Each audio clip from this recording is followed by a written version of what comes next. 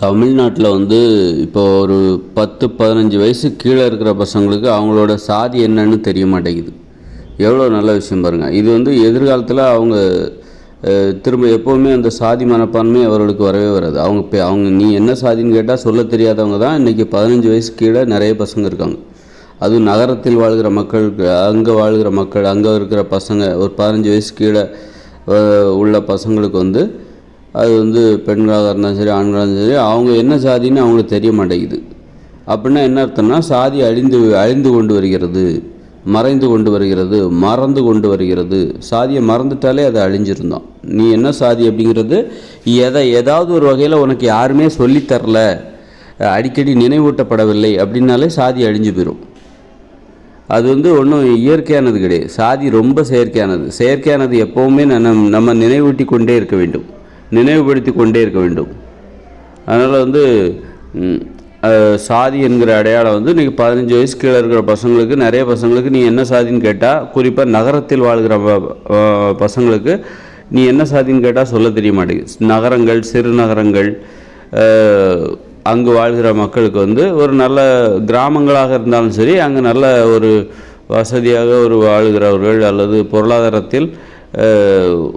பொருளாதார பிரச்சனை எதுவும் இல்லாதவங்க அந்த வீட்டில் வசிக்கிற குழந்தைகளுக்கு அவங்க சாதி என்னன்னு தெரியறதுக்கு அதிக வாய்ப்பு இல்லை. அந்த குழந்தைகளுக்கு அதை தெரிஞ்சுக்கணும், அது அந்த அளவுக்கு முக்கியம்னு கூட அவங்களுக்கு தெரியல. எந்த குழந்தைகளின் மனதில் சாதி விதைக்கப்படுகிறது என்றால், கிராமத்தில் உள்ள வறுமையில் வாடுகிற, ஏழ்மையில் வாடுகிற குழந்தைகளின் மனதில் தான் சாதி என்பது விதைக்கப்படுகிறது. அங்கே அவர்களுடைய வாழ்க்கையில் தான், அவர்கள் வாழ்கிற சூழ்நிலையில் தான் சாதி சண்டைகள், சாதியின் காரணமாக நடைபெறுகிற வன்முறைகள் எல்லாம் அங்கே நடக்கிறதுனால, அங்கே இருக்கிற மக்கள் பேச்சு வழக்கில் சாதியை நினைவுபடுத்தி கொண்டே இருப்பார்கள். சாதியை நினைவுபடுத்தி கொண்டே இருப்பதால் அது அந்த சின்ன குழந்தைகளோட மனசில் பதிஞ்சிருது. குறிப்பாக தமிழ்நாட்டில் தான் அதாவது 15 வயசு கீழே உள்ள பசங்களுக்கு தாங்கள் என்ன சாதி என்பது தெரிய மாட்டேங்குது. அப்படின்னா அதுக்கு இன்னொரு வலுவான காரணம், பெயருக்கு பின்னால் சாதியை போட்டுக்கொள்கிற அந்த வழக்கம் தமிழ்நாட்டில் இப்பொழுது இல்லை. கடந்த காலங்களில் இருந்தது. பெயருக்கு பின்னாடி சாதியை போட்டுப்பாங்க. சிவலிங்க நாடார், அப்புறம் சிவலிங்க நாடார், அப்புறம் வேற என்ன, கணபதி தேவர், அல்லது இந்த மாதிரி முத்துராமலிங்க தேவர் அப்படின்னு சொல்லிட்டு, பாலகிருஷ்ண முதலியார் அப்படின்னு சொல்லிட்டு பெயருக்கு பின்னாடி சாதியை போட்டுப்பாங்க. அது தமிழ்நாட்டில் முன்னாடி இருந்தது, இப்போ இல்லை. பேருக்கு பின்னாடி சாதியை போட்டுக்கிறதுனால அப்போ நாம் என்ன சாதிங்கிறது அந்த குழந்தைகளுக்கு நினைவுபடுத்தி கொண்டே இருந்தார்கள். அப்புறம் பேச்சு வழக்குலேயும் அவங்க சாதி பெருமைகளை பேசிகிட்டு இருப்பாங்க. சாதி ரீதியாக அவங்க போட்ட சண்டைகள் எல்லாத்தையும் பேசிகிட்டு இருப்பாங்க. இதை குழந்தைகள் கேட்கும்போது அவங்களுக்கு இந்த சாதி என்பது மனதில் பதிந்து கொண்டே இருந்தது. இப்போ என்னென்னா, இந்த பேருக்கு பின்னால் சாதியை போடுகிற வழக்கம் தமிழ்நாட்டில் கிடையாது. வெளி மாநிலங்களில் அந்த வழக்கம் இன்னும் இருக்குது. கேரளாவில் இருக்குது, மற்ற எல்லா மாநிலங்களையும் இருக்குது. பெண்கள் கூட பெயருக்கு பின்னால் சாதி பெயரை சேர்த்து கொள்கிறார்கள். அப்படி பார்த்தா தமிழ்நாட்டில் எப்போவுமே பெண்கள் தங்களுடைய பெயருக்கு பின்னாடி சாதி பெயரை போட்டுக்க மாட்டாங்க. அப்புறம் இப்போ ஆண்களும் இப்போ போடுகிறத நிறுத்தி விட்டார்கள், அதுக்கு தடை செய்து விட்டார்கள். அப்படி அதை போடுறது நாகரிகம் கிடையாது, அதை தடை செய்து விட்டார்கள் அப்படிங்கிற அந்த மனப்பான்மை இப்போ வந்துருச்சு. அதனால தான் இப்போ 15 வயசு கீழே உள்ள பசங்களுக்கு சாதின்னா என்னன்னு தெரிய மாட்டேங்குது. அதாவது இப்போ எந்த வகையிலுமே சின்ன குழந்தைகளுக்கு நீ என்ன சாதி என்பது நினைவூட்டப்படுவதற்கு வாய்ப்புகள் குறைந்து விட்டது. ஒரே ஒரு வாய்ப்பு, சாதி சர்டிஃபிகேட்டில் நீ என்ன சாதிங்கிறது குறிக்கப்பட்டிருக்கிறது. அது அதன் வாயிலாக அந்த குழந்தைகளுக்கு நீ என்ன சாதி என்பது நினைவுபடுத்தப்படுகிறது. அதிலிருந்து நம்ம எடுத்துட்டோம், சாதி மதம் இல்லாத சான்றிதழை கொடுத்து, அல்லது சாதியில் விருப்பப்படுகிறவர்களுக்கு சாதி இல்லா சான்றிதழை கொடுத்து விட்டால் அவர் என்ன சாதி, அந்த குழந்தைகளுக்கு தான் என்ன சாதி என்பது நினைவுபடுத்துவதற்கான வாய்ப்பு இன்னும் இல்லாமல் போய்விடும். அதனால் பெயருக்கு பின்னாடி சாதியை போட்டுக்கிற அந்த வழக்கம் தமிழ்நாட்டில் இப்போ இல்லைங்கிறனால தான் 15 வயசு கீழே உள்ள பசங்களுக்கு நீ என்ன சாதின்னு கேட்டால் அவனுக்கு சொல்ல தெரில. அப்படின்னா என்ன அர்த்தம்? 15 வயசு கீழே உள்ள பசங்கள்கிட்ட சாதி என்பது அழிந்து வருகிறது, மறைந்து வருகிறது, மறந்து வருகிறது அப்படின்னு தானே அர்த்தம். ரொம்ப நல்ல விஷயம். இது வேறு எந்த மாநிலத்துலேயும் கிடையாது. தமிழ்நாட்டில் இது ஒரு நல்ல ஒரு முற்போக்கான ஒரு மனநிலைக்கு இது ஒரு வழிவகுக்கிறது. கண்டிப்பாக எதிர்காலம் இன்னும் 10-15, அப்போது இன்றைக்கி 15 வயசு கீழே இருக்கிற பசங்க, பெரும்பாலான பசங்களுக்கு அந்த சிறுமிகளுக்கும் சிறுவர்களுக்கும் அவர்கள் என்ன சாதி என்பது சொல்ல தெரியவில்லை என்றால் இந்த பசங்க இன்னும் 15 வருஷம் ஆயிடுச்சுன்னா அவங்க 30 வயசு ஆகிடுவாங்க. அப்போ இன்னும் 15 வருஷத்தில் இப்போ 15 வயசில் இருக்கிற பசங்களுக்கு சாதின்னா என்னன்னு தெரில, அவனுக்கு நீ என்ன சாதின்னா அவனுக்கு தெரில, நினைவுபடுத்தப்படவில்லை. அப்படின்னாக்கா மதம் என்பது நினைவுபடுத்தப்படுகிறதுனா வீட்டில் வந்து ஃபோட்டோ மாட்டியிருப்பாங்க, கடவுள்களோட ஃபோட்டோ மாட்டியிருப்பாங்க, இயேசுநாதரோட ஃபோட்டோ, சாமி ஃபோட்டோ, கிருஷ்ணர் ஃபோட்டோ அப்படின்னு சொல்லி மதம் என்பது நினைவுபடுத்தப்படுகிறது. வாரம் ஒரு முறை அவங்க வந்து வழிபாட்டு தலங்களுக்கு கண்டிப்பாக போவாங்க. அதனால் மதம் என்பது சின்ன குழந்தைகளுக்கு நினைவுபடுத்தப்படுகிறது. ஆனால் சாதி என்பது நினைவுபடுத்தப்படவில்லை.